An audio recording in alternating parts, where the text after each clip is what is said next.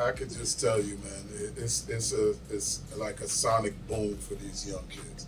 And like I tell everyone when I have a mic in front of me, the leading people that comes in, the majority is black women. Black women is exceptional, remarkable. I think as black men and as a nation, we need to pay more attention, respect to the sisters.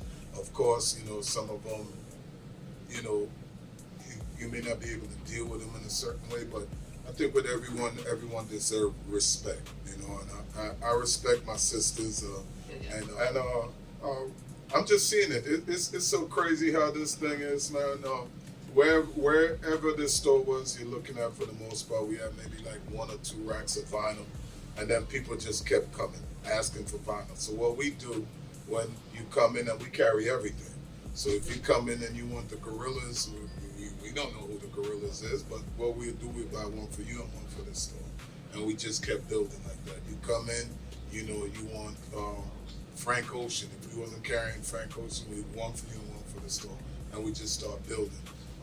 The business is funny. My brother will tell you, which is my right-hand man, Darnell Mooch. We can't do what we do without my brother. I ain't gonna lie to y'all right now. He's the boots on the ground to just keeping things going and keeping me informed. So I wanna, once I have that mic, I gotta make sure I say it. I have a lot of records and I need to get rid of them. Yeah, it's a lot of records, and there's plenty that I'm not gonna let go anywhere. So understand that. There's just that I have a lot of them, and it's the same idea. Just especially the new records, the records that haven't been touched. It's about the new generation using them and having them, and especially with them being first presses in a lot of cases. So right. That's really the whole deal, and then we're gonna do it all year till I feel like we got some space back in the house. And just one thing about Nabs, for those who may not know, when he was DJing in Atlanta and on the radio, from 85 to 2005, vinyl records were the only medium that he had to spin on the radio, spin at the nightclubs, and when he was on tour. And one tour in particular with the Dangerous Tour with Michael Jackson. And he still has that 12 crates of records that traveled with him on tour with Michael. Oh yeah, let me tell you about my crates. Okay, so now we know milk crates, right? So everybody had milk crates. But during the time I was on tour with Chris Cross, which happened really quickly, I didn't know Chris Cross. I knew Arrested Development. I remixed Tennessee by Arrested Development, and I met Jermaine Dupri's father. That's what happened, and I gave him my demo.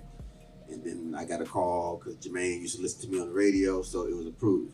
So I had to roll with Chris Cross. And one of the first things I did, because they had a budget, was I had me some record crates made. So my Anvil record crates that everybody knows about, that they ended up selling later, Guitar Center, Rhythm City back then, Rhythm City. But I had mine made. So all my record crates were custom at that time. And then E Boogie here, he stenciled them with numbers, so 1, 2, 3, 4, 5, 6, 7, 8, 9, 10, 11, 12. So when we got to the club, they was in order. So I know my records were. And we did about 5 clubs a week at the peak.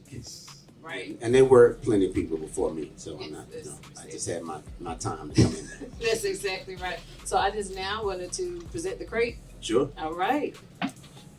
So again, his 30th anniversary of In the Lab with Nabs that started in 1996. We're presenting this crate. They'll be available for sale. Again, these are rare presses that came directly from the label.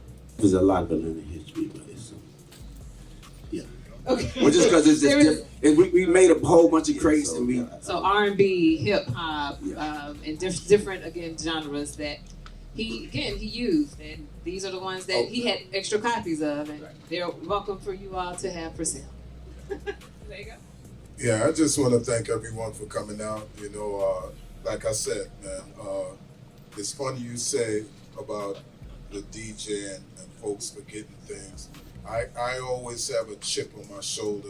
I mean it, a chip on my shoulder that when people talking, I'll come in here and I'll put on events in stores for everybody, and I see sometimes when you're moving about, they don't mention the record store. I always told my brother, we the bottom of the totem pole. If people don't know Nabs, they'll know V103, they'll know Timberland, they'll know the artists, they'll know the producers. Nobody ever mentions the record store.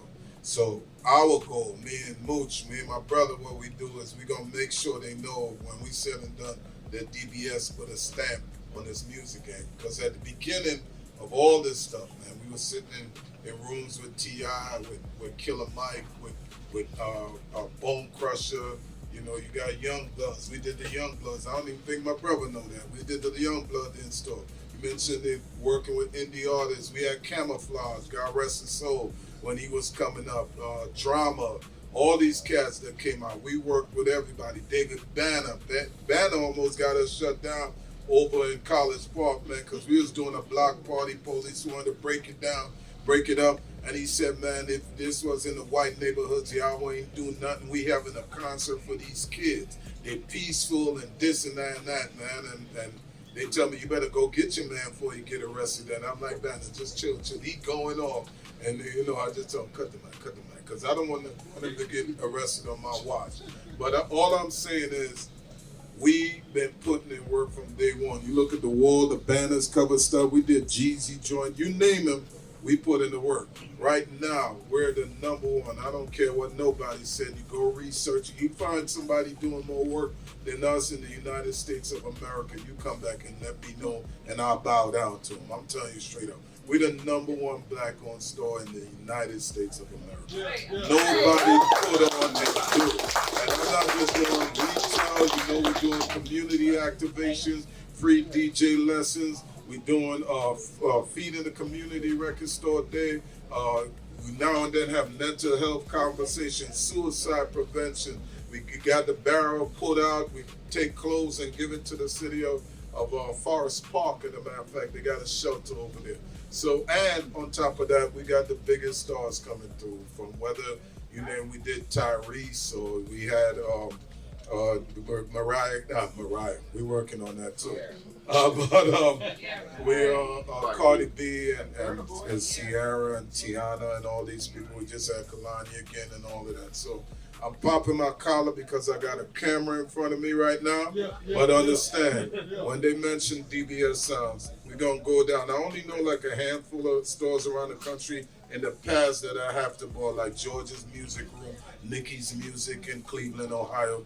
Those were the predecessors before me that put in work, that since left the business and retired. So I always pay homage to them.